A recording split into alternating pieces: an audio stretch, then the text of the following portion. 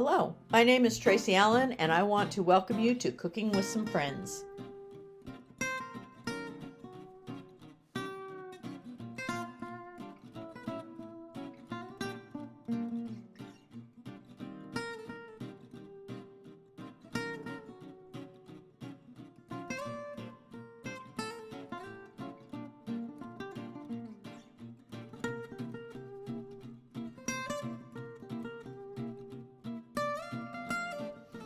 Hello, and welcome to Cooking with Some Friends. I'm in the kitchen this morning prepping something that my husband actually is going to cook for us. We are going to he is going to smoke a turkey breast on his pellet grill. And this is a fairly large turkey breast, so I'm doubling the dry brine. But what he did is once the turkey breast was thawed, he cut away any excess fat, patted it dry, and then put salt all over it and let that set for about 30 minutes.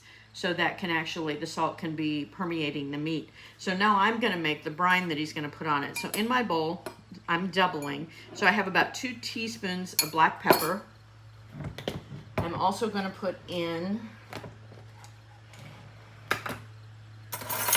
2 tablespoons, and we like pepper. You can cut that down if you want to, but I'm gonna put in 2 tablespoons of brown sugar.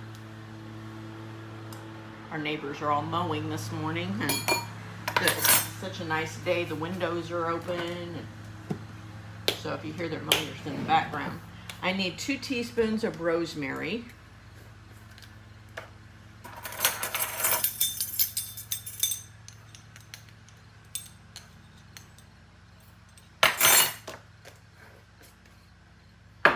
Two teaspoons of thyme.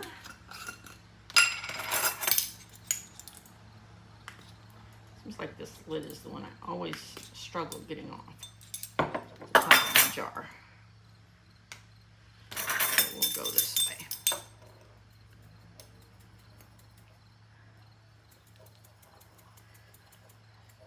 Some people aren't crazy about thyme, but it does add just a little bit of a different flavor to things. So, and I'm going to put in 2 teaspoons of parsley.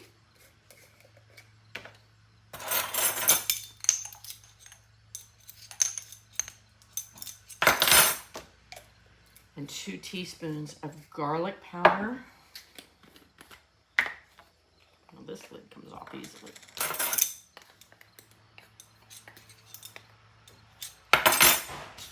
And the last thing that goes in this dry rub is a teaspoon of onion powder.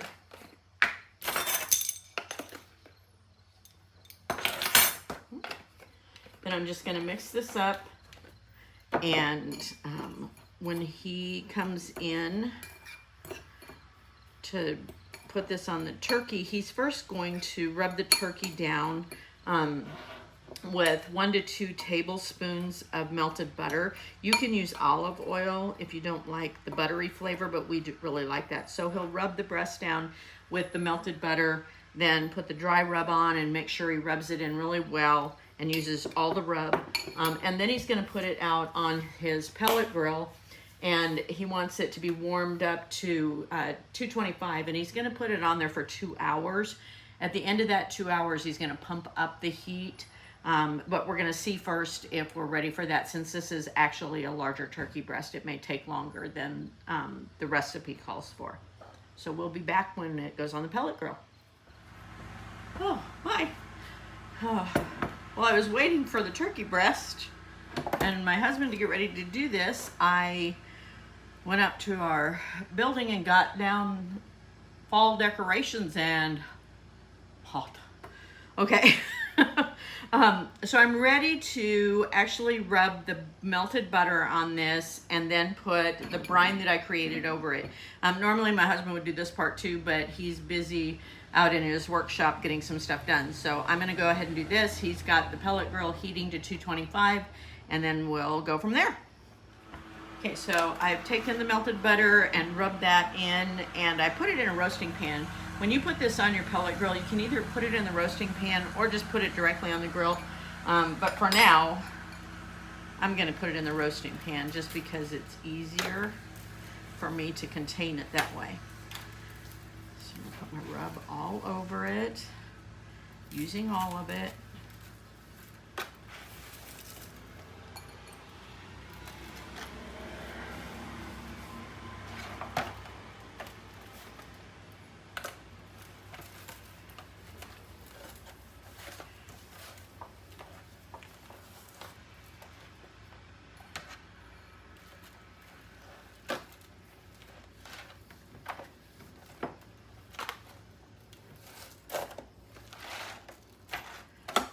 Some in the cavity. So all the meat is covered.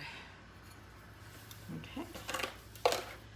So now as soon as his grill is ready, the turkey breast is ready. So we'll show you as we go. Okay, so the turkey breast is ready to go on, and I think we've opted to leave it in the pan, right? Yeah, I think so. Yeah, to make Kinda sure hold the the juice juices. maybe a Okay, little. so we have the pellet grill at 225, and Ron's going to go ahead and put that on there. It's actually running about 255, but it'll cool back off Okay. as we go.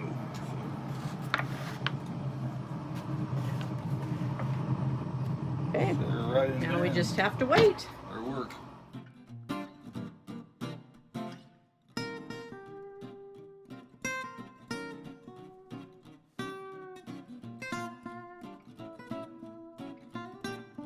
Good afternoon and welcome to Cooking with Some Friends. We are having some meatloaf for lunch, and I'm going to make some cream cheese mashed potatoes to go with that. So in my bowl, I am going to put 4 ounces of cream cheese that's softened to room temperature.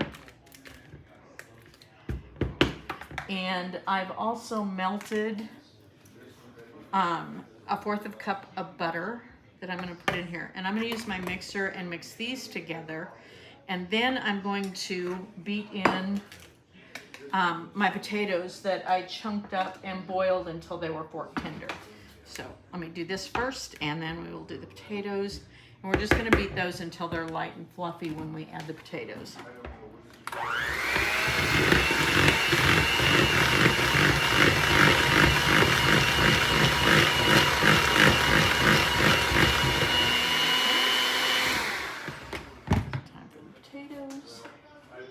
That I've drained after.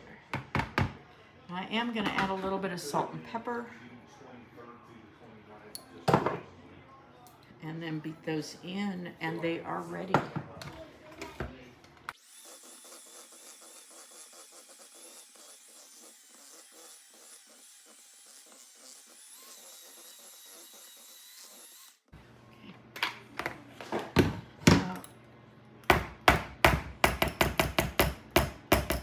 If you want to, you can also add just a little butter on top to flavor it, but that's totally up to you. So there we have our cream cheese mashed potatoes. Thanks for joining us for this session of Cooking with Some Friends. Make sure you like this video and subscribe to our YouTube channel. And find us on Facebook at Cooking with Some Friends.